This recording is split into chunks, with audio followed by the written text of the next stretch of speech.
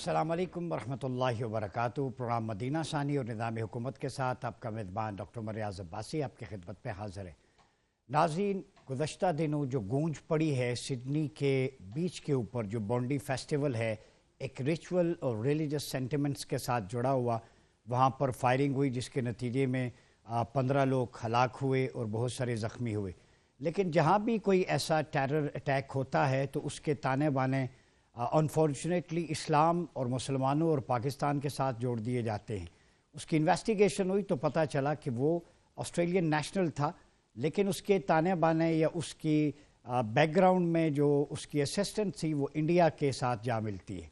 दूसरी तरफ हिंदुस्तान इस्लामोफोबिया के एक बहुत बड़े समंदर के अंदर घिरा हुआ है, जहां बिहार के वज़ीर आला नीतीश कुमार ने एक मुसलमान डॉक्टर को जब वो अवार्ड दे रहे थे तो उसके दौरान उन्होंने उसका हिजाब खींच लिया। तो सारी तलवारें जब मुसलमानों के ख़िलाफ़ उठती हैं तो अब ये पता चलता है कि हिंदुस्तान दुनिया का वो वाहिद मुल्क है जो टेररिज्म को, हेट्रेड को, वायलेंस को, डिस्क्रिमिनेशन को और हिंदुत्व को जो है वो एक्सपोर्ट कर रहा है।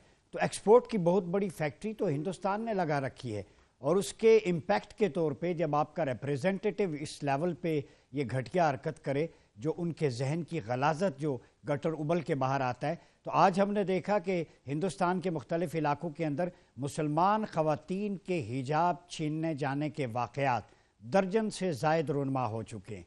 और उधर जो सिडनी वाक़या हुआ है उसके ख़िलाफ़ मैं एक आपको बात बता दूं कि Islam stands for peace, tolerance and inclusiveness. हमारा दीन तो ये है कि नबी पाक सल्लल्लाहु अलैहि वसल्लम की बारगाह में एक यहूदी की बेटी आ जाए तो उसे भी चादर अता करते हैं। ये डिस्क्रिमिनेटरी लॉज चाहे हिंदुस्तान में हूँ चाहे ऑस्ट्रेलिया वाक़े के बाद जुड़े हूँ, पाकिस्तान के ख़िलाफ़ क्यों जोड़ दिए देते हैं?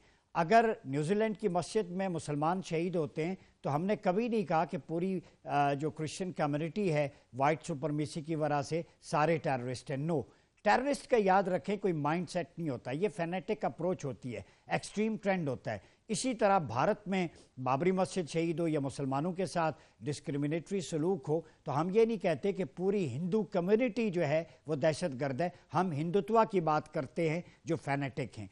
इसी तरह इजराइल के अंदर अगर जो है वो अल्ट्रा नेशनलिज्म ज़ायोनिस्ट अप्रोच के ज़रिए मुसलमानों का कत्ले आम होता है, शहादतें होती हैं, तो हम ये नहीं कहते कि यहूदी मज़हब की ये तालीमात हैं।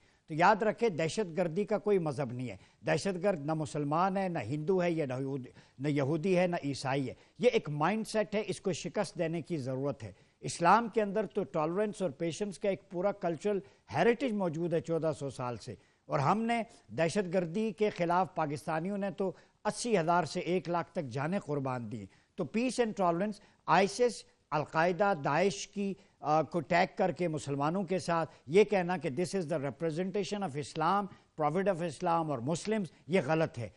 उसी तरह जैसे हिंदुत्व के मानने वालों की वजह से हम हिंदुत्व की वजह से हिंदू को टेररिस्ट नहीं कह सकते, इसी तरह हम ज़ायोनिस्ट की वजह से जुडाइज़म के मानने वालों को टेररिस्ट नहीं कह सकते। वाइट सुपरमेसी या इस्लामोफोबिक ट्रेंड्स की वजह से द होल क्रिश्चियन कम्युनिटी वो इस्लाम के नज़दीक टेररिस्ट नहीं हो सकती।